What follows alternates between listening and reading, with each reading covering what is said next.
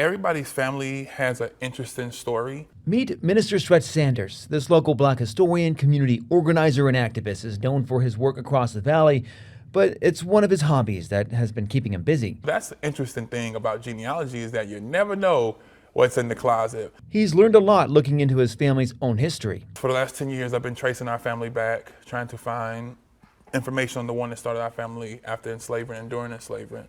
He tells me his family's stories have been passed down through generations by word of mouth, but digging through records, he learned a lot more. I discovered that I'm a direct descendant of the men who owned my family in enslavement. Sanders says this man, Fred Jordan, is his fourth great-grandfather. Jordan owned a large plantation in Pachuta, Mississippi. He says Jordan had a child with a slave on the plantation.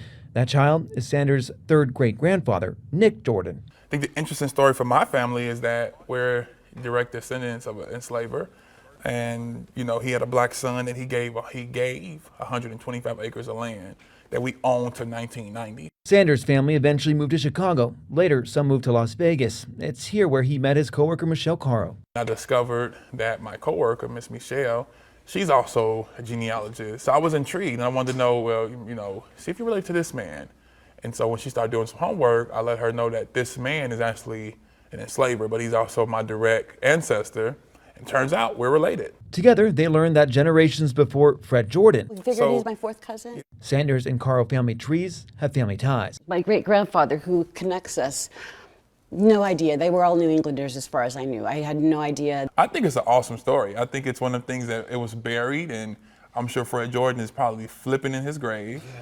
Even my cousins in the South were like, oh, that is so cool. Is that how, because they all know I'm the family historian, like, that is so cool. When we have reunions, is he going to come? Sanders is planning a big family gathering in Mississippi. We're doing a national reunion. It's this year in July with all the descendants of the woman that Fred Jordan owned. Her name is Kizzy. It's taking place at Mount Jordan Church in Pachuta, named after the family.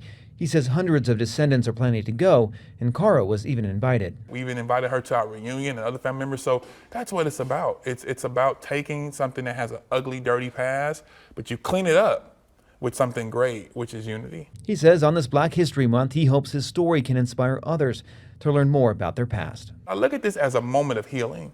You know, Martin Luther King Jr. said that one day he hopes descendants of slaves and descendants of slave masters can join together in brotherhood, and that's what this is.